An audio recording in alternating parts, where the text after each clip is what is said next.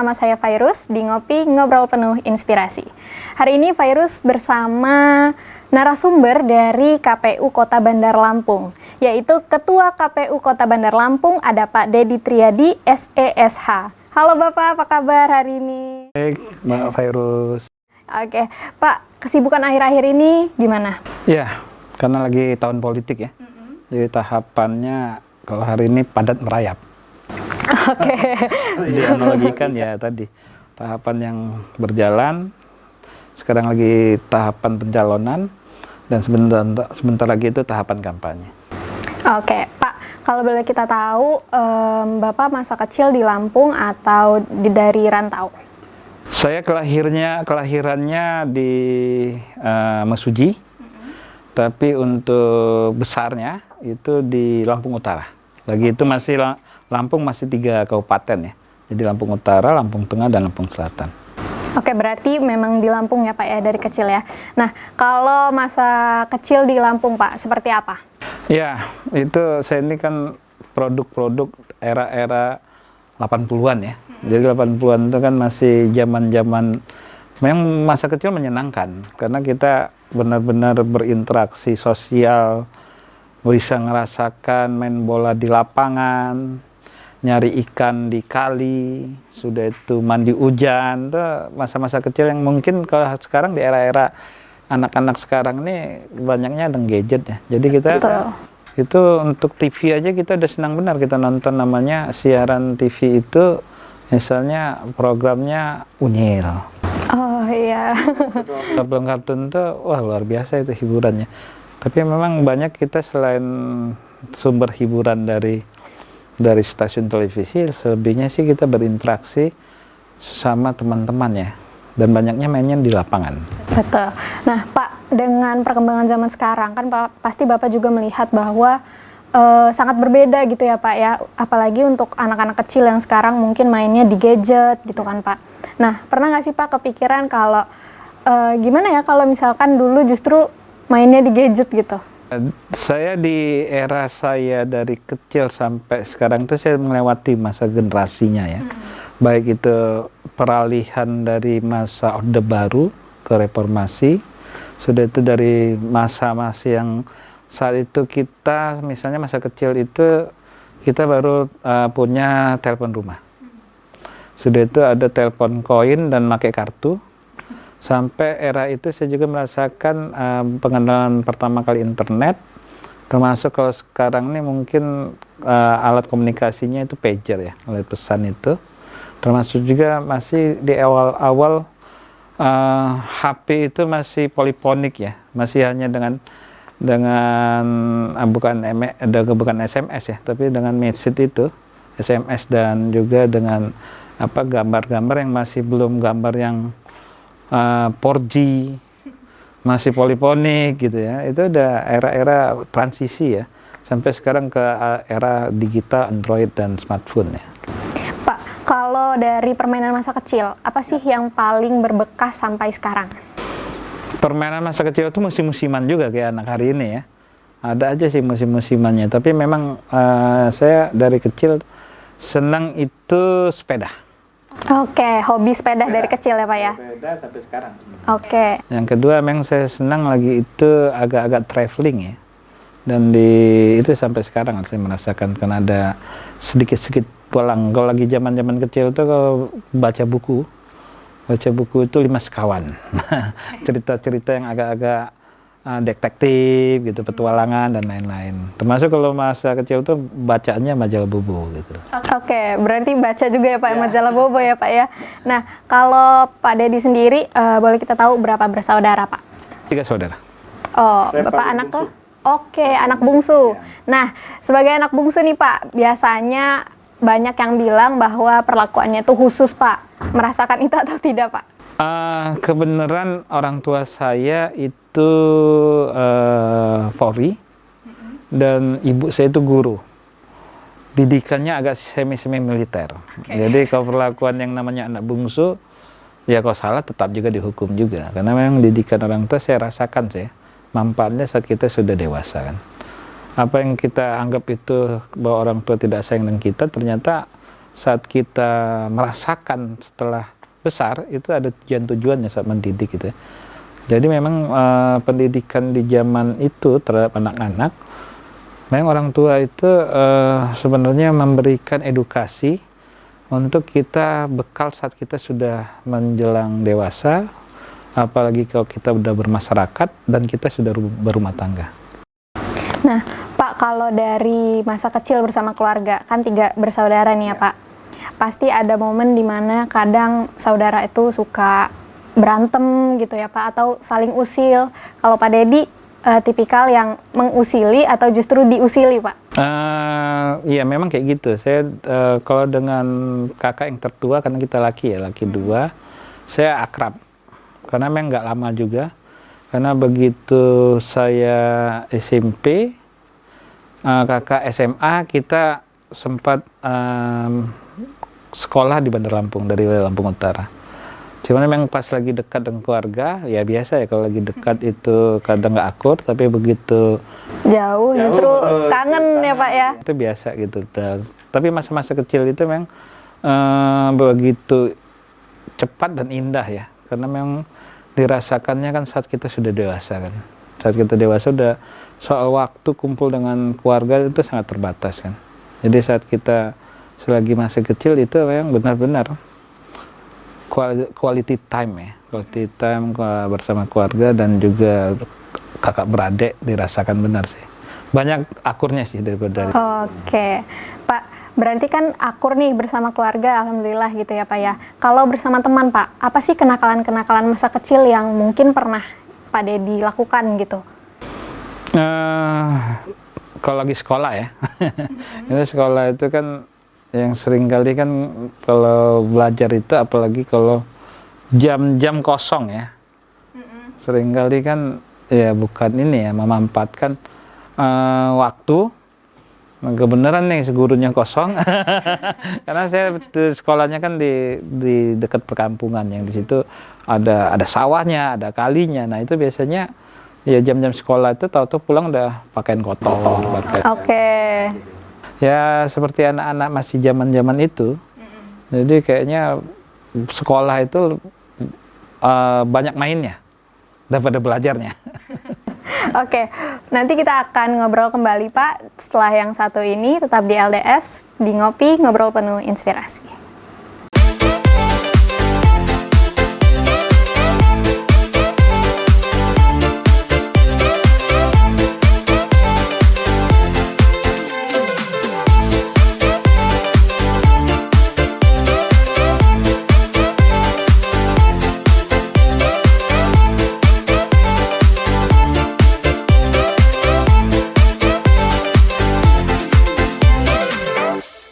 Baik pemirsa LDS TV, kembali bersama Virus dan juga Pak Dedi.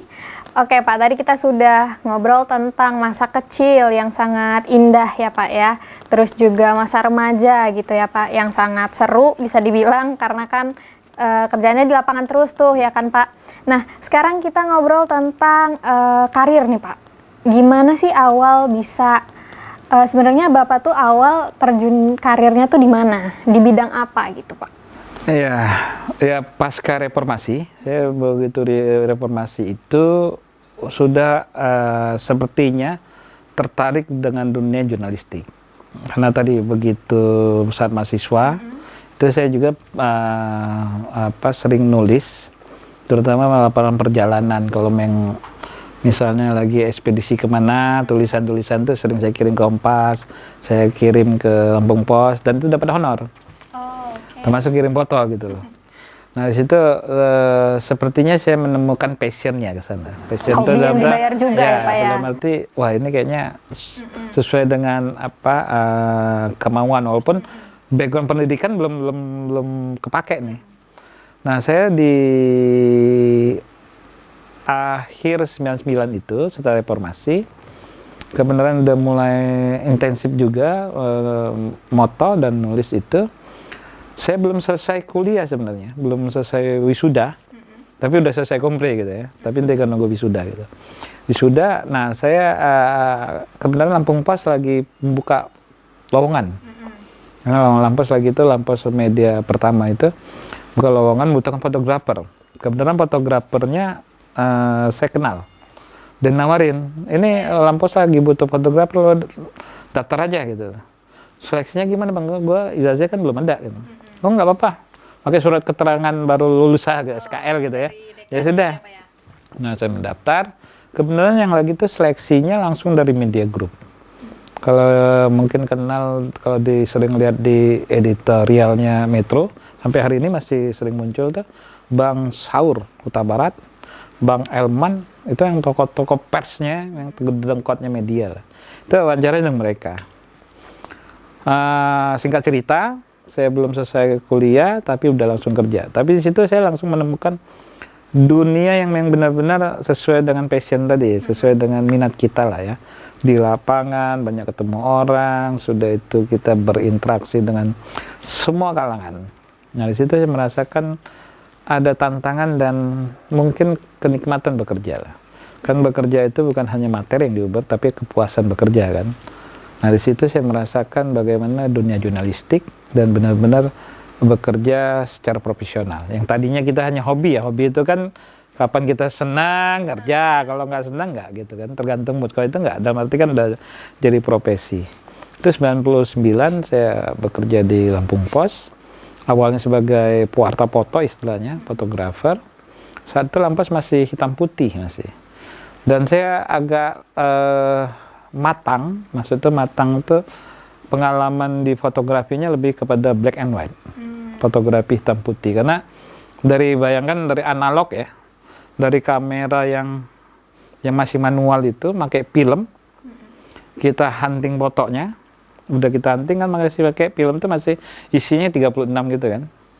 Dari hitam putih, sudah itu kita proses di kamar gelap, kita proses jadi film negatif, sudah jadi negatif, baru kita cetak, pakai enlarger di atas kertas.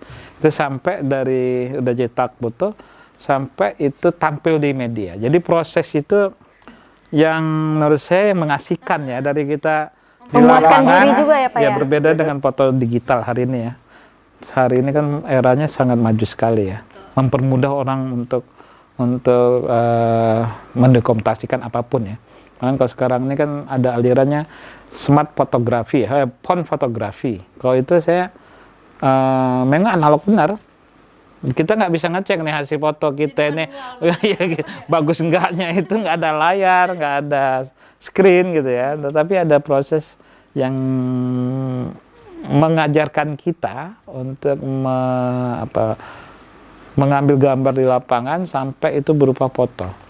Itu pengalaman di dunia jurnalistik. Dan di 99 sampai 2008 lah, 2008 itu pada satu titik saya harus mengambil keputusan. Kebenaran ada lagi pembentukan lembaga baru namanya. Pasca reformasi ada namanya Komisi Penyiaran. Dan itu lembaga negara, itu ada di pusat dan di daerah. Nah saat itu saya ikhtiar, karena dari fotografi saya menjadi reporter dan lama juga menjadi wartawan politik. Wartawan politik pada tahun 2000 sampai 2004. Itu saat di awal-awal pemilihan kepala daerah gubernur melalui pemilihan DPR, yaitu pemilihan saat itu 2002, diulang lagi 2023. Dan itu sempat jadi isu nasional ya. Nah itu saya merasakan tuh sebagai wartawan politiknya ya. Selain saat itu di Lampung Pos, selain saya bisa moto, saya juga bisa nulis. Nah pengalamannya pernah mungkin di 2004 Desember akhir ya, terjadi tsunami di Aceh itu. Oh iya. Saat itu Media Group buka posko kemanusiaan. Kebenaran saya lagi magang di Media Indonesia. Menjadi persiapan saya menjadi editor foto sebenarnya. Nah saat magang di Media Indonesia itu ada peristiwa itu di tsunami Aceh. Yang tadinya saya hanya magang itu 2 minggu di Media Indonesia, cuman karena ada tsunami Aceh jadi saya hampir 1,5 bulan Magang ya Pak ya? Bukan magang, tapi Oh, seminggu di Indonesia, saya dikirim ke Aceh. Di Aceh karena saya ada lama. peristiwa itu ya Pak Saya ya. di Aceh yang lama, hampir 1 bulan lebih. Ya, untuk liputan bareng-bareng dengan teman-teman Metro TV, dengan teman-teman media dan lain-lain. Karena saat itu kan masih kondisi bencana yang luar biasa ya. Kota Banda Aceh itu benar-benar kota yang rusak, daerah turunan, daerah pesisirnya ya. Nah itu di 2000, saya ingat kayaknya 2004 akhir sampai 2005. Setelah itu memang menjadi editor foto, dan 2008 saya resign dari Lampung Pos, mendaftar sebagai komisioner di Komisi Penyiaran. Nah jadi di lembaga ini dunia yang baru, yang tadinya kita sebagai jurnalistik, itu kita sebagai regulator. Regulator itu terutama ada 2 tugas berdasarkan regulasi itu. Yang pertama adalah kita pengawasan isi siaran. Nah termasuk nih lembaga penyiaran TV. Lembaga penyiaran itu kan ada 2, lembaga penyiaran TV dan radio. Tinggal jenisnya, lembaganya ada 4, yaitu lembaga penyiaran publik itu TPRI, lembaga penyiaran swasta kayak LDS. Sudah itu ada lembaga penyiaran berlangganan dan lembaga penyiaran komunitas. Nah di situ di era 2008-2009 itu marak TV lokal, termasuk TV lokal. Cuman saat itu masih era terestrial analog. Dalam arti free to air dia, tapi frekuensinya kan frekuensi analog. Dan di Bandar Lampung itu dibagi, Lampung itu ada berapa service area, ya termasuk kota Bandar Lampung dan Metro service areanya itu. Ya TV-TV nasional sudah ada, baru ada TV-TV lokal.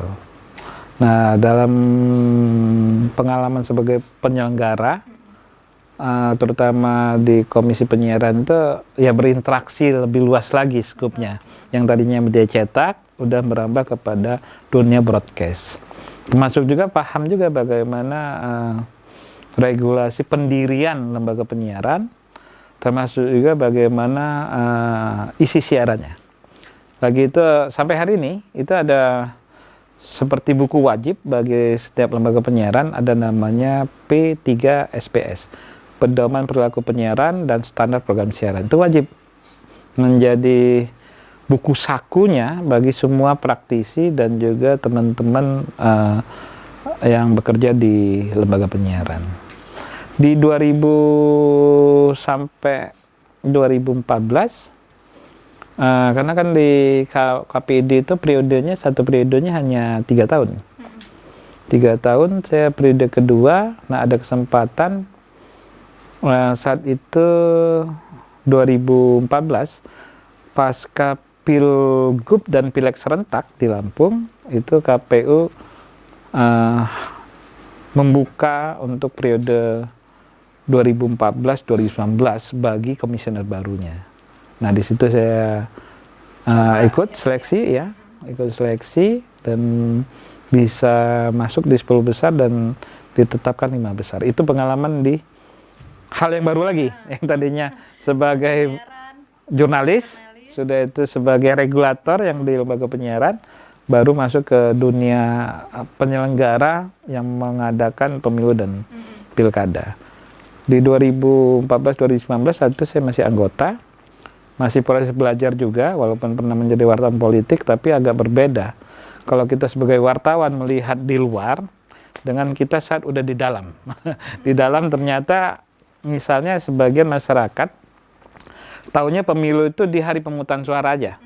Misalnya besok saat pemilu pemungutan suara, Pileg dan Pilpres itu tanggal 14 Februari. Orang tahunya datang ke TPS. Tapi kalau kita dari penyelenggara, untuk mempersiapkan tanggal 14 itu, semua masyarakat menggunakan hak pilihnya, itu butuh waktu 20 bulan, tahapan yang harus dipersiapkan. Untuk bisa terselenggaranya itu pemilu ya Pak ya? Ada 12 tahapan kurang lebih. Setiap pemilu dan pilkada itu, yang pertama ada yang namanya peserta pemilu. Kalau pemilu hari ini adalah partai politik, ada 18 partai politik. Yang kedua ada namanya badan ad hoc kita. Kalau KPU itu permanen lembaganya, tapi untuk setiap tahapan pemilu kita membentuk namanya panitia pemilihan kecamatan dan panitia pemungutan suara di kelurahan, dan ada namanya kelompok penyelenggara pemungutan suara KPPS yang ada di TPS. Nah, itu yang kita persiapkan setelah ada peserta, ada badan ad hoc, baru yang agak kompleks dan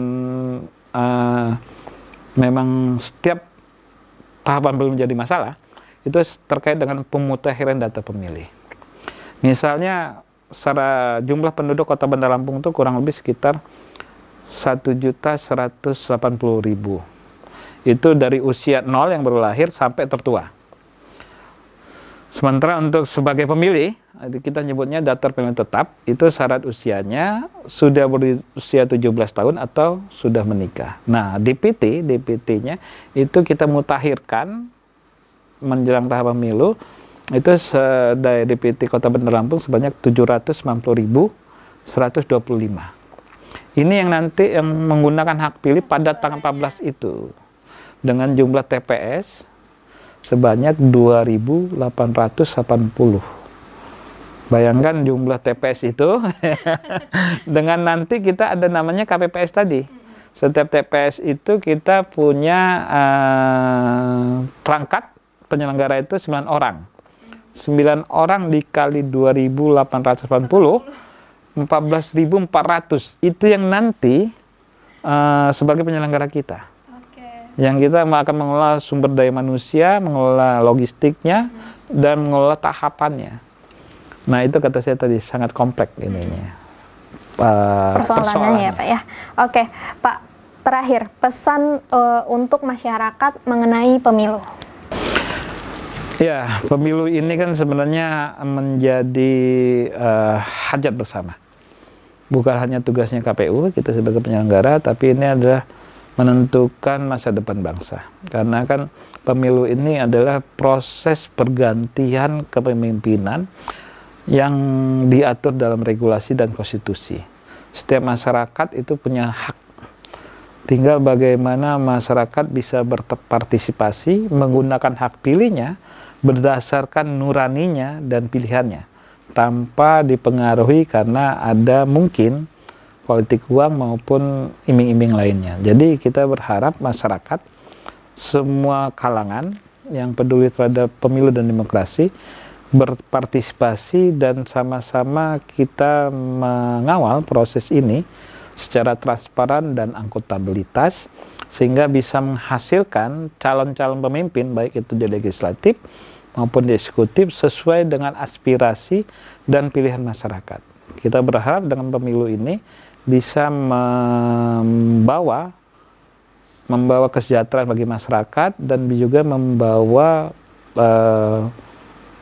perubahan lebih baik untuk daerah maupun nasional. Mungkin itu.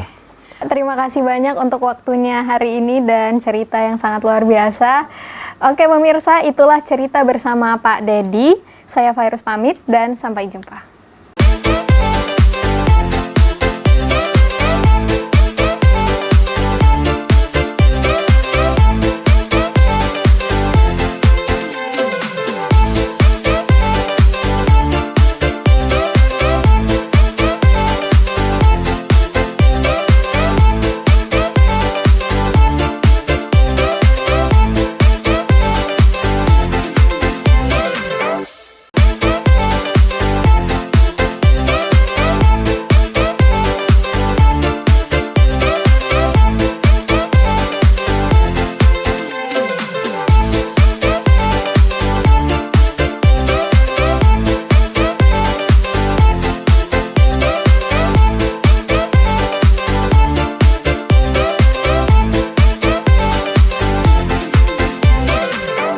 Oke pemirsa LDS TV, kembali bersama Fairuz dan juga Pak Dedi Triadi.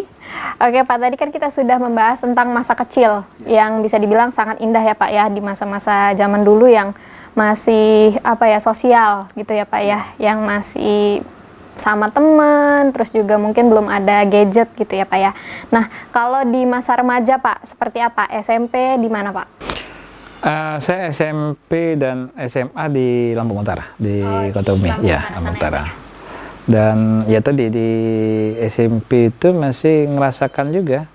Kalau di zaman-zaman itu misalnya naik angkot ya, belum ada namanya ojek online itu ya. Naik angkot tuh apalagi transportasi kan masih terbatas. Kalau pulang sekolah itu masih ngerasain gantung-gantung di belakang itu. Naik di atap itu ya. Dan ya itu zaman sekolah ya, zaman sekolah. Tapi memang ngerasakan berangkat pagi.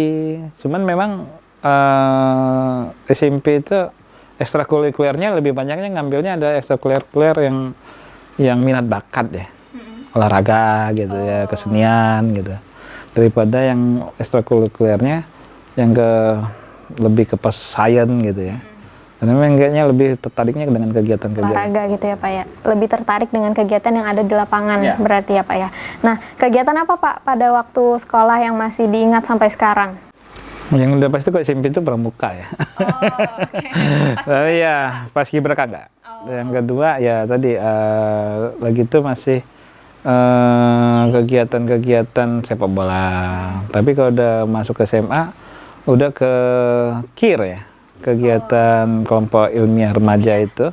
Tapi lebih banyaknya ke alam bebas malahan. Naik gunung. Nah, Roket itu pernah nggak Pak?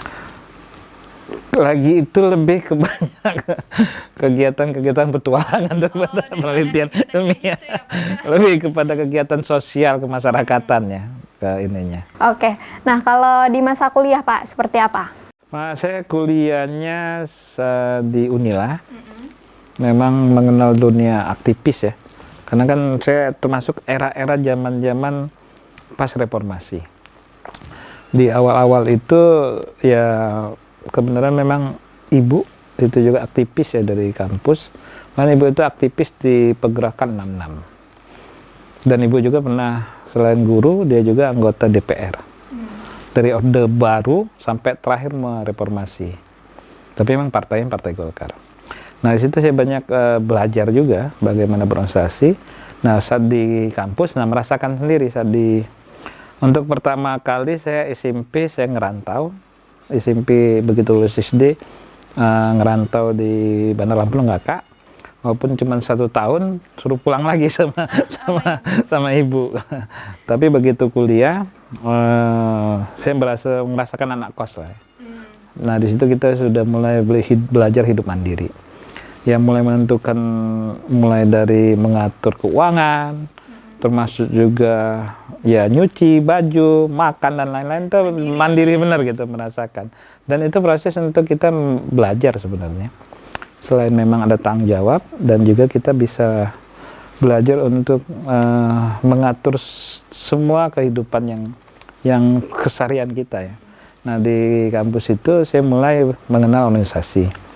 Mulai dari himpunan mahasiswa jurusan, organisasi ekstranya himpunan mahasiswa Islam, tapi saya lebih banyaknya memang kegiatan unit kegiatan mahasiswa UKM-nya. Saya UKM mahasiswa pencinta alam, termasuk saya salah satu pendiri di daerah itu UKM fotografi Zoom. Karena memang pas di 98, kan saya angkatannya 94 ya. 98 tuh kampus itu setelah peristiwa Mei dan menjelang peristiwa Juni UBL itu hampir 2 bulan tuh ke kampus tuh hanya kita bawa jaket alma mater, tiap hari itu pasti ada demo ya. Dan ya pokoknya kegiatan kuliah itu sempat vakum, selebihnya sih banyak kan ikut demo. Nah, sebagian besar memang kita yang punya hobi fotografi itu mendokumentasikan. Karena masih era-era analog ya. Jadi kapan demo itu ya kita bagian tim dokumentasi lah.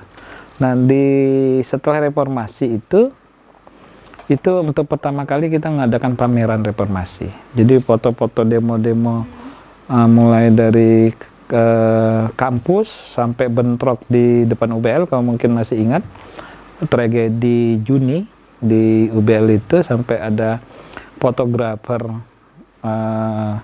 koran kampus Teknokra yang meninggal itu, Saidatu Fitria. Nah itu menjadi salah satu momen ya, bagaimana pergerakan yang tadinya mahasiswa dengan gerakan moral itu bisa juga mempengaruhi terkait dengan gerakan reformasi yang merubah kepemimpinan nasional maupun daerah. Makanya menjelang di era-era kejatuhan itu gerakan mahasiswa itu benar-benar menjadi gerakan yang ya dianggap sebagai gerakan murni, gerakan moral, dan gerakan yang benar-benar mengakomodir aspirasi dari masyarakat. Walaupun perjalanannya tidak sesuai dengan aspirasi itu ya. Oke Pak, kalau misalkan kita bahas kuliah, kan Bapak nih sarjana ekonomi, ya kan Pak? Apa alasan untuk memilih ekonomi Pak?